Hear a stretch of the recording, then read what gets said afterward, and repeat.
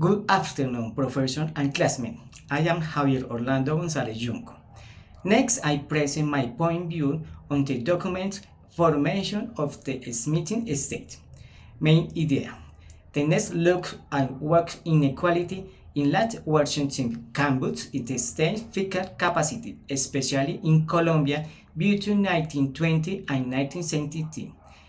Unlike classic model that says detection of forced redistribution due to political pressure, in subjects the state works as investing in public goods, infrastructure, property, rights, basic service that increases the value of the elite assets. Main contributions. Theoretical perspective. Traditional models, Mentes and Richard, Assembly and Robinson, see text as the root of redistributed conflict. Cementing perspective. Taxes are a voluntary agreement because public goods increase light value. The aligning and Snow, 1972, framework is adapted to show how land consolidation makes tax compliance easier. Model assumptions. Public spending increases the value of land propriety. The probability of declaring tax evasion is higher when there are fewer lands, more concentrations. Likewise, the seek to complete by balancing the benefits of public goods and the cost of evasion. Empirical evidence. Data from Colombia municipalities, 1923-1970. In Cundinamarca, the revenue predicted by the model strongly correctly with observed revenue. In a simple of 702 municipalities, land concentration is associated with higher per capita tax revenues.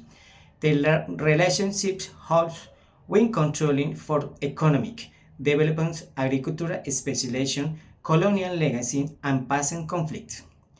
Identify mechanisms. Higher returns on public goods in coffee-growing municipalities.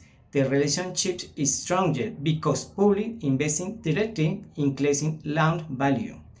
Lower implementation costs. Collecting taxes is cheaper in municipalities with high land concentration since it are for the exemption to monitor. Implication. This challenges the usual view that inequality undermines state building. In Colombia, inequality sometimes made taxation and voluntary agreement within elites and the state. In a state of the distribution of reparations is wise coordination. Elites support taxes because they profit from public goods. This perspective adds a new dimension to the history of state formation in Latin America, showing how inequality clung under sustained conditions extremely rated weakened fiscal institutions. Key findings.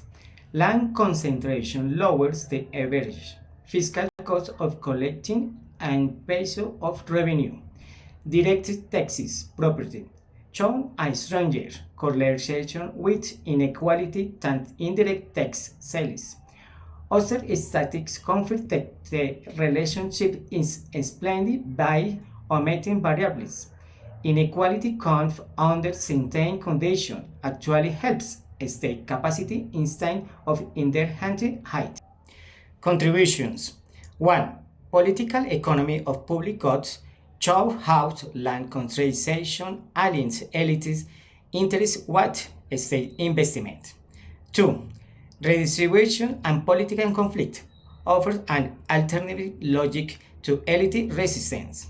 3. State capacity.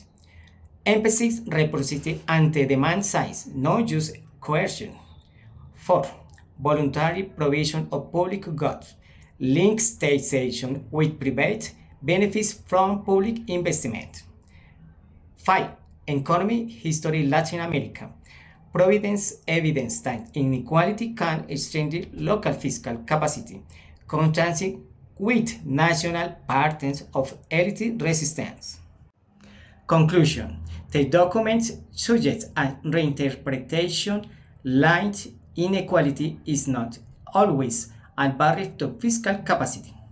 In Colombia, concentration allows taxes to be seen as investing in public goods that increment the value of the elite's asset.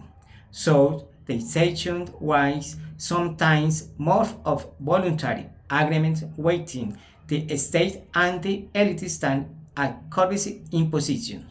Thank you.